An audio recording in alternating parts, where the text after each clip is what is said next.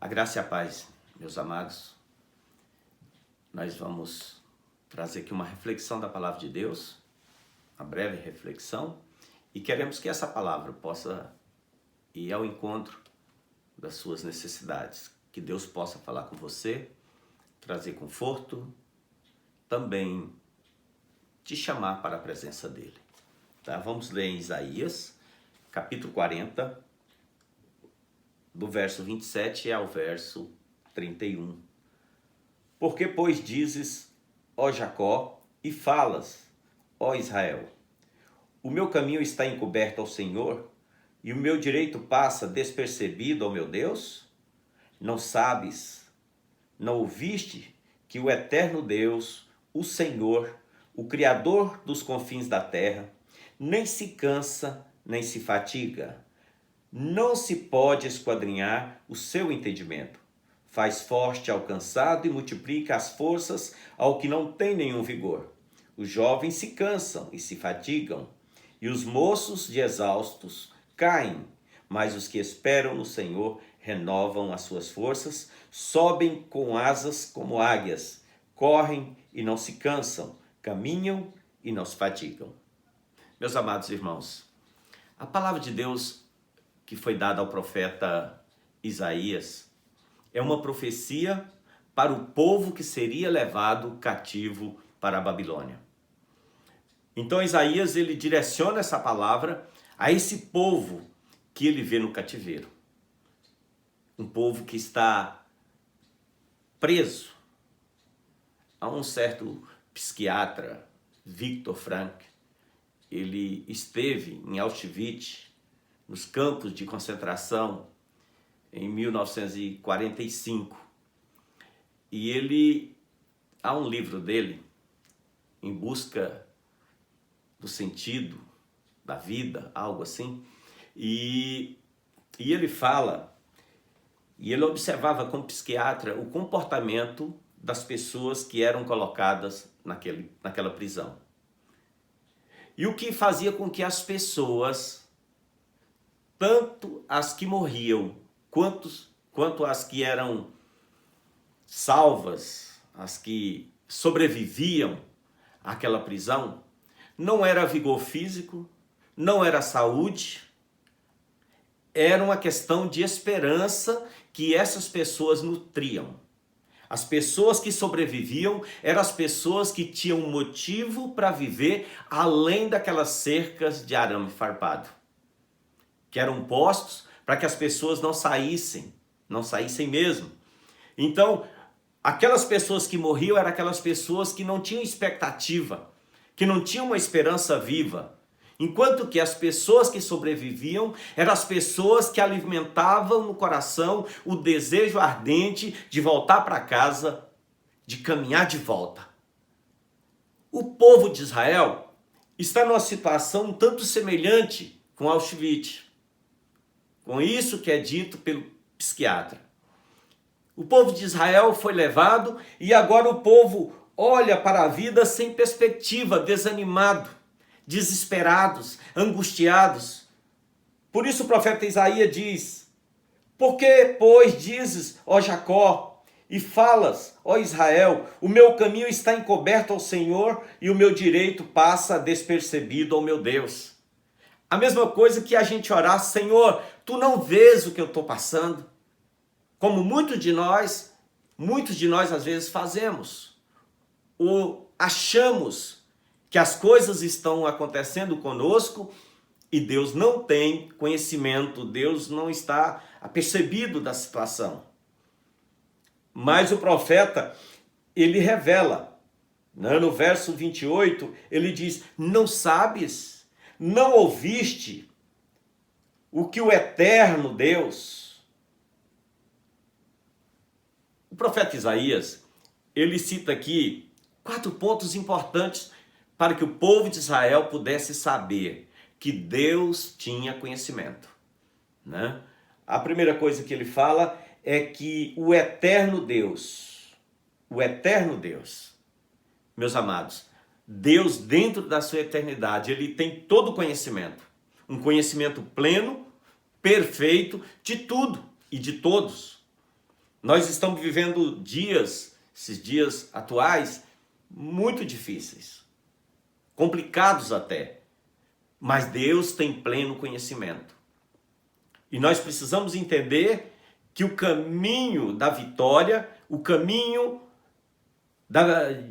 quando nós vamos vencer, é essa esperança sendo alimentada em nosso coração.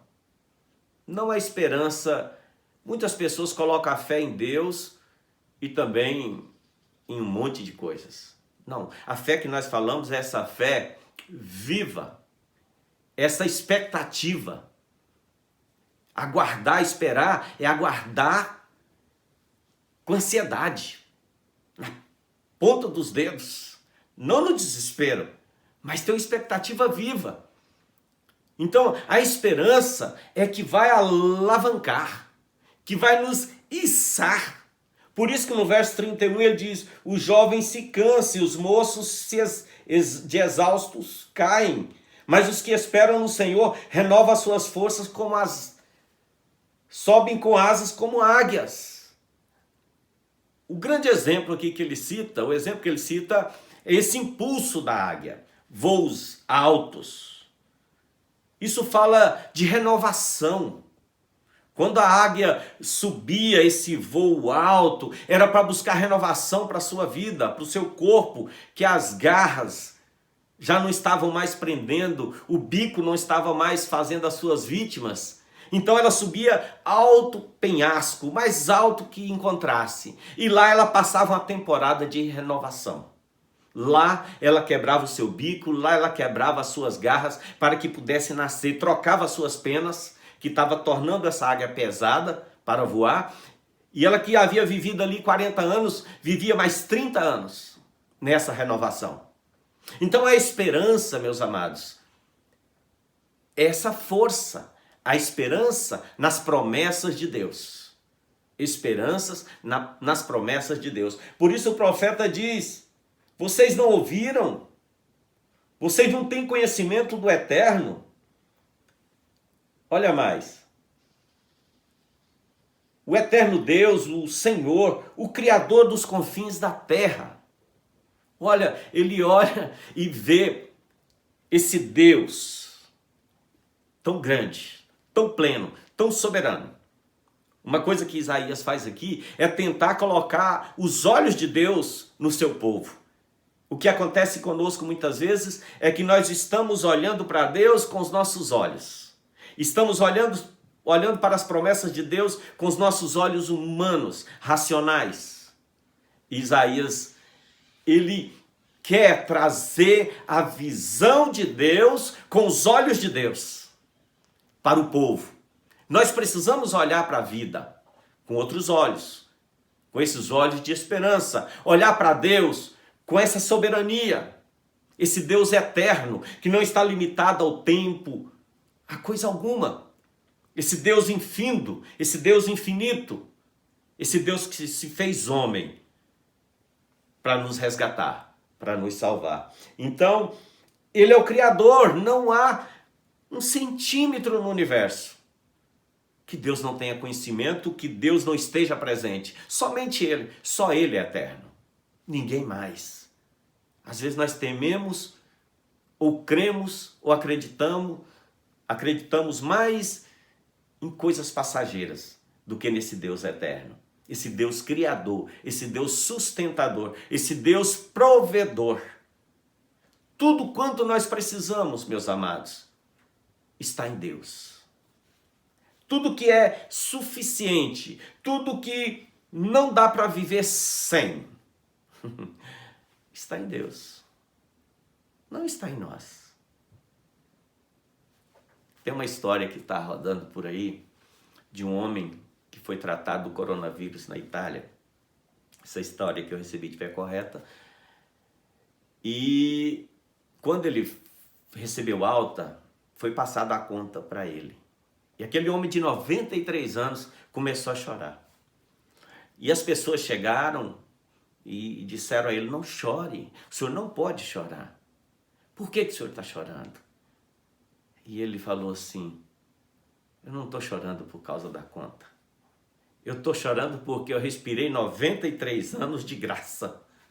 E agora, para mim passar esses dias, eu tenho que pagar 500 euros. Às vezes, amado, nós não sabemos o valor das coisas que Deus nos concede.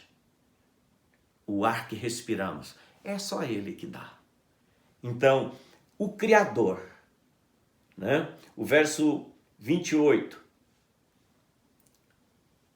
Não sabes, não ouviste que o eterno Deus, o Senhor, o Criador dos confins da terra, nem se cansa, nem se fatiga?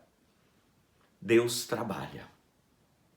Deus trabalha todo o tempo. E o texto está dizendo que Deus não se cansa. Meus amados, por isso nós podemos orar a Deus a todo tempo, a todo instante. Porque Deus está atento. Deus está atento. E quando o profeta Elias enfrenta os profetas de Baal e ele manda com que os profetas de Baal invoquem o seu Deus, ele diz, olha, ore mais alto, pode ser que ele esteja dormindo, pode ser que ele esteja viajando. Vocês precisam acordá-lo. O nosso Deus é um Deus vivo.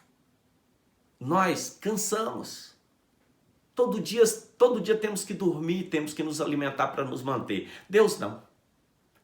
Nós passamos 1/3 da vida dormindo, porque cansamos. O Salmo 121 diz que Deus não dorme, Deus não cochila. Então, meus amados, por isso precisamos colocar nossa esperança em Deus, somente em Deus.